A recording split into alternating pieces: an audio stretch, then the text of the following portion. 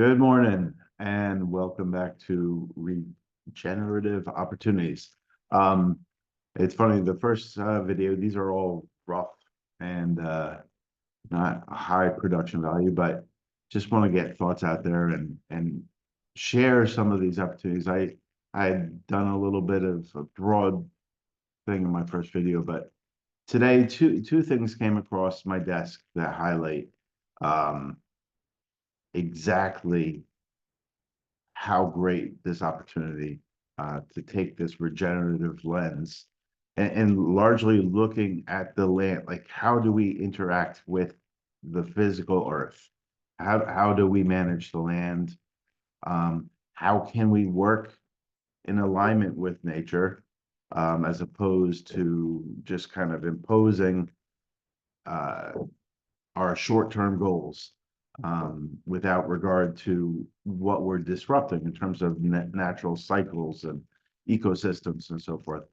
So one of the things that came across was an article from the New York Times from the beginning of March, and I'll put a link in to it, but it's and I'm really just taking a small piece of it, but it's about fungi and the extraordinary capacity fungi have to efficiently determine how to allocate resources and how to create connections and links in the earth, and how one of the things, as just a function of existing and doing what they do naturally, they will actually sequester some 13 billion tons of carbon in the soil, which is amazing. That's a very cool thing. And there's a few different ways that carbon gets sequestered in soil. And I think that's not the most important part of restoring natural ecosystems in terms of, I think that they have even a greater capacity to cool the earth. But the carbon's important and we want to draw carbon down. I don't think getting back towards a more a carbon profile in the atmosphere that we evolve with is not a bad thing, regardless of what you think of the uh, carbon climate story. And one of the interesting things, and this is again goes back to how we manage the land, one byproduct of our sort of industrial agriculture, that's the dominant way that we raise crops, is that we have degraded the land. Particularly, we've degraded the life in the soil, and fungi in particular. Not only are they disrupted by some of the chemicals that are in wide use, but just the physical chopping and turning over of the soil on a regular basis depletes the amount of fungi in the soil.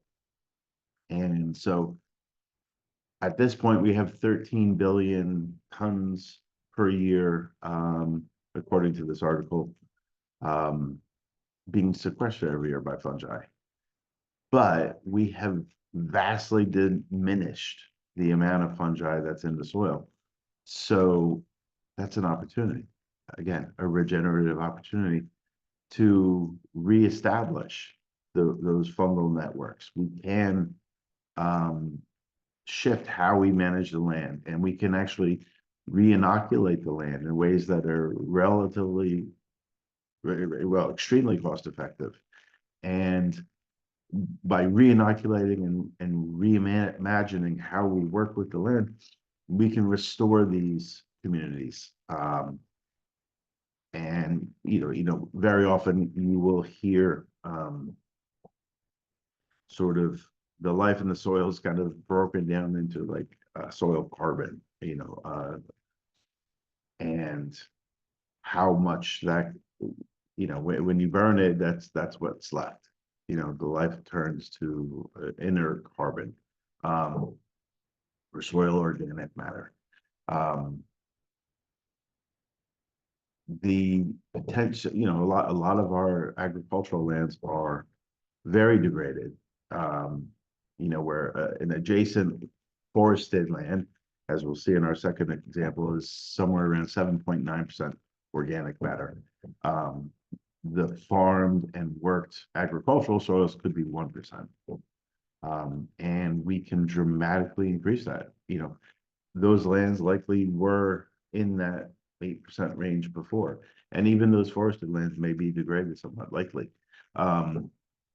So, consider what does that mean for the net carbon? Simply restoring the fungi to soils that we work and working to actually maintain them at that higher level and getting the benefits of the work that they do just by existing in terms of connecting soil resources and water, nutrients between plants, tying that ecosystem together, and make it function in a way that's vastly more effective than it is when it's impoverished life. So, I haven't sat down and tried to put hard numbers to it, but we can increase the amount of fungi in our worked agricultural soils by orders of magnitude. And it flows from that they will increase their uptake of carbon. And we will get all sorts of other benefits. Whether you want to focus on the carbon or not, whether you're interested or skeptical of that story or not, we get tremendous benefits. A more functional soil, less need for fertilizers, less need for a more effective water distribution and retaining more water. So speaking of water, the second thing that come across my desk this morning was out of Australia. And Australia's largest city dam, they were considering how to increase the capacity of the dam. And one of the things, the current dam capacity is 2,000 billion liters. The original plan was to add an additional 200 billion liters by increasing the dam wall by 14 meters. It was expected to cost them $2 billion. But there are groups, there's it looks like Independent Council for Ecosystem Restoration and also Cool the Country, who proposed an alternative and called on some of the really innovative scientists who are looking at this sort of capacity of natural systems to cool the earth, and also to allow for a more effective, cost-effective way to engage nature to accomplish our goals. And so what they settled on is it's a 9,000 square kilometer catchment. It's about 50% forests, 50% farming land. The forests have that 7.9% soil carbon that I mentioned before. I think I said organic matter, but soil carbon. The farming land has about 1%. And so the proposal and the goal is to increase the soil carbon in the farming land by 1%. Every gram of soil carbon can hold 8 grams of water. That's just how carbon works in the soil. So effectively, by increasing the amount of soil carbon, you're increasing the amount of water that's held in that soil. And that soil is part of the catchment area. So as the rain falls on the landscape, the water gets held in place and acts as an additional amount of water being held up upland from the dam. And so what the net Let me see here, looking at, so a 1% increase in the soil carbon in this farmland will yield an additional 4,000 billion liters. And so I'm guessing the original plan was to more than the 200 billion liters. I'm guessing it was a typo. They were looking to double it to 2,000 billion liters. But a 1% increase in soil carbon will hold 4,000 billion liters in the soil of this catchment area. This will cost, the projection is for $50 million a year for 10 years. So $500 million over 10 years versus a cost of $2 billion to achieve half of that water retention.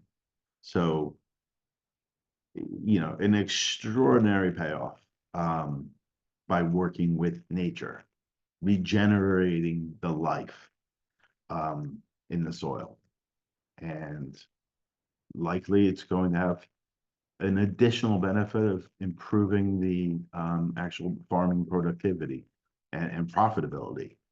If you have less need for inputs because your soil health is robust, and you have a wide diversity of soil life that are working to, you know, fulfill their niche, like the soil fungi.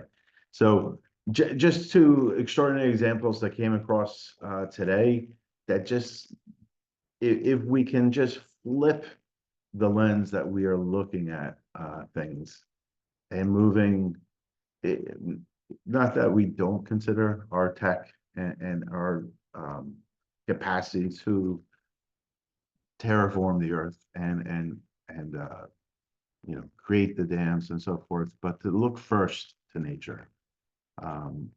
I think if we created a goal of 80% nature, 20% tech, that would be